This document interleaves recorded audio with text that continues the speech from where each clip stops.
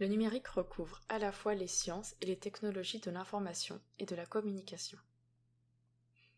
Le périmètre du numérique est donc plus large que celui de l'informatique. Le numérique modifie les activités humaines et sociales. Ainsi, on parle de santé numérique, de commerce ou de médias numériques pour qualifier des secteurs d'activité, des modèles économiques ou outils du quotidien dans lesquels le numérique a été intégré et qu'il contribue à transformer. Alors, comment les entreprises s'approprient-elles le numérique ? L'e-réputation peut être définie comme l'image véhiculée et ou subie par une entreprise, un individu, une marque, un produit ou un service sur Internet et autres supports numériques. La numérisation des services permet d'accéder à différents services proposés grâce au numérique. Le travail à distance, avec le contexte sanitaire, est mis en place à l'aide d'un outil connecté pour continuer de travailler en dehors d'une structure professionnelle dédiée. Travailler à partir de son domicile permet de respecter les consignes sanitaires, permettant de se protéger soi-même, mais aussi de protéger les autres.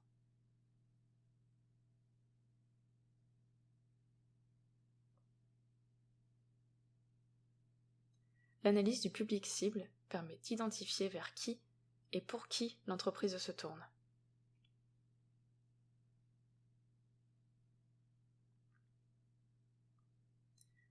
Les entreprises produisent des publicités pour mettre en avant leurs produits.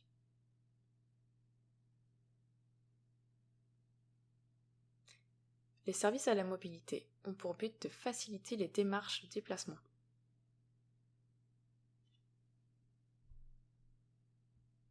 Pour arriver à profiter du numérique, les entreprises utilisent les données personnelles.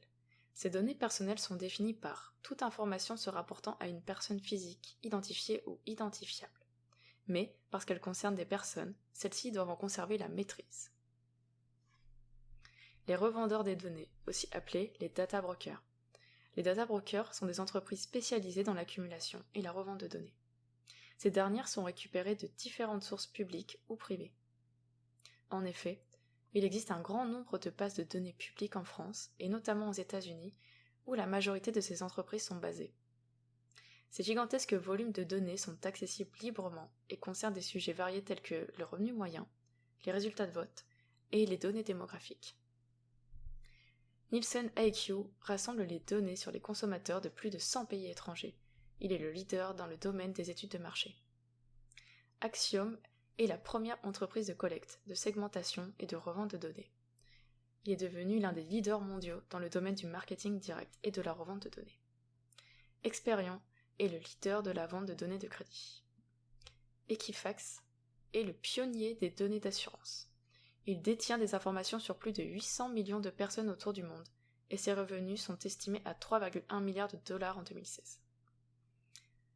CoreLogic, le leader de la vente des données immobilières. Pour le grand public, Facebook est un réseau social et Google un moteur de recherche. Mais ces deux géants californiens sont avant tout des entreprises de publicité. C'est ainsi qu'ils gagnent de l'argent. Facebook capte en effet une grande quantité d'informations sur ses utilisateurs. Le site conserve et analyse ces données, data en anglais. Il classe ses utilisateurs en profils, puis vend un service de publicité ciblé. Un annonceur peut ainsi s'adresser à un groupe de personnes choisies en fonction de leur sexe, leur âge, leur catégorie sociale, leur origine ethnique ou leurs préférences politiques. Facebook déclare dans son rapport financier qu'en 2018, chacun de ses 2 milliards d'utilisateurs lui a rapporté, en moyenne, 24,6 $, qui correspond à 22 €. C'est la quasi-totalité des revenus de Facebook, qui ont été en 2018 de 55,8 milliards de dollars, qui correspond à 50 milliards d'euros. Le modèle économique de Google est plus diversifié. Mais la publicité sur les différents sites du groupe représente tout de même 85% de ses recettes, qui ont dépassé 100 milliards de dollars en 2018, qui correspond à 90 milliards d'euros.